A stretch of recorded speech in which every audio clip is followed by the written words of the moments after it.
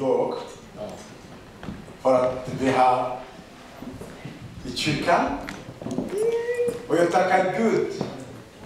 För idag jag kan säga jag välkommen våra nya vänner. Ja. Och då också. Jag säger till alla välkomna till Guds hem. Vi ska lyssna på Guds ord tillsammans. Och vi tackar Gud mycket för att vi har tillfälle att höra om Jesus igen. Och jag ber dig att lyssna för Guds ord. Eftersom idag Gud har någonting att säga till dig som kom till kyrkan idag. Idag ska vi se tillsammans hur en kristen bör vandra i den helige ande. Och det är inte bara våra vilja. Det är en order. Det är kommand från Gud. Eftersom Gud säger gå eller vandra i anden. Då ska ni inte göra köttets vilja. Så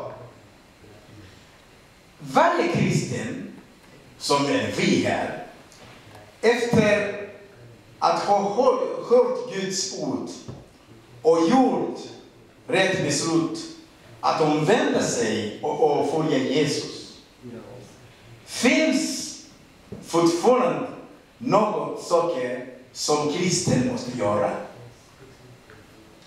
Att säga ja till Jesus, att acceptera Jesus i våra hjärtan, att omvända sig, är mycket bra saker. Den viktigaste saker som man kan göra. Men det finns också andra saker som man måste göra. Man måste vandra i ande. Efter att du sa till Jesus, jag kom i mitt hjärta. Du får då gå i ande. Och vi ska säga då hur man kan vandra i ande. Jag vet att det inte räcker för alla att förstå det. Men då, jag tror, du ska förstå vad det betyder. Och jag tror att om du förstår den här saken, det ska bli mycket bättre i vår kristen liv.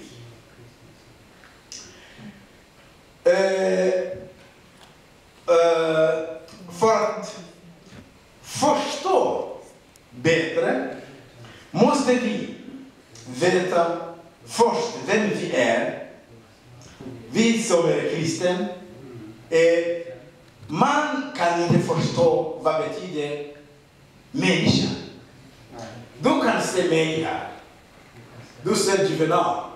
Du kan även beskriva, du kan även säga, jag ser en man, inte så stor, inte så torr, han har mycket håret, han är så här.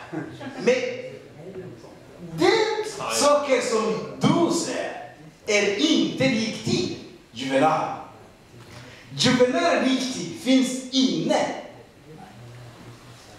Juvenal som kroppen har en svart kavaj kanske. Ja? Men riktigt Juvenal finns inne. Du kan inte se honom. Riktigt Juvenal har kläder som är den här kroppen. Men kroppen också har kläder som är kavaj. Den här saken är mycket viktig. Och jag vet att det är inte så rätt att förstå. Men idag jag tror att med hjälp av det helige Ande vi ska förstå det. När man förstår den här sakerna, livet blir mycket lättare att leva. Så varje person består av 3 viktiga saker. Varje person består av 3 viktiga saker. Först är ande, själ och kropp. Vi kan säga att en person är en själ. Han har ande och de bor i en kropp. En gång till.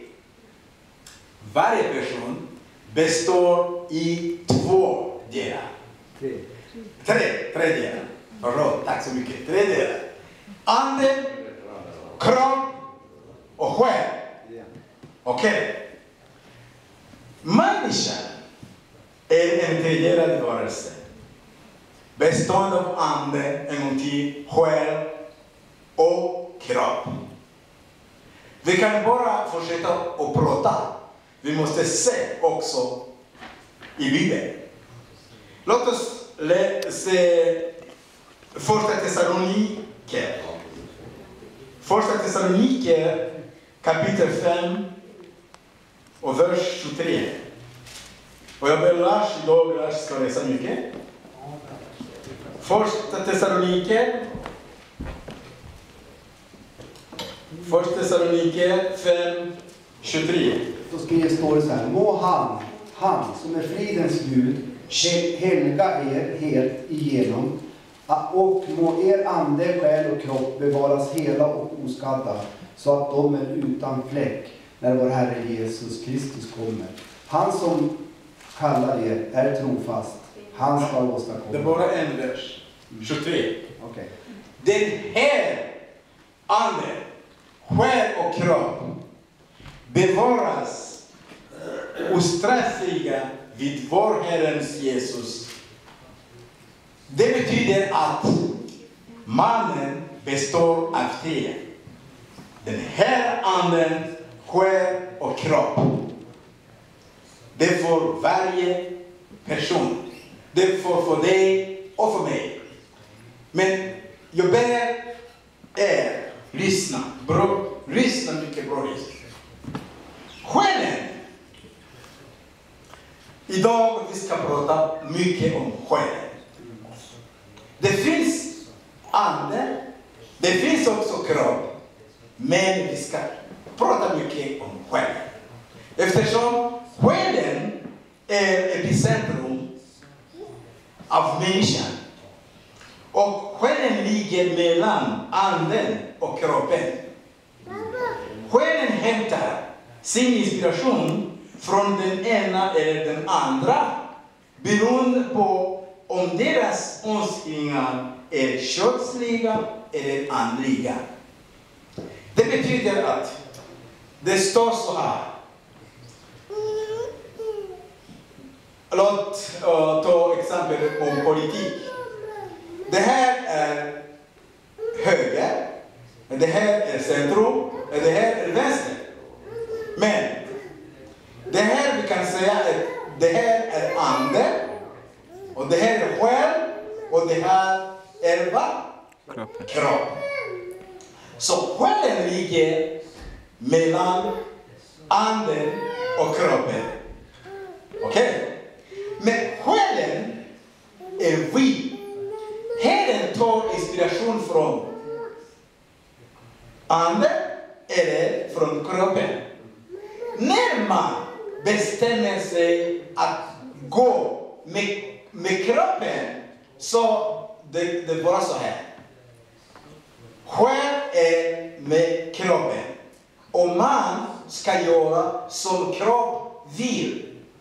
Men när man gör så här, själ går med anden och kroppen är inte där, och man gör som anden vill. Och sen vidare vi ska se, Bibeln säger, gå, vandra med anden.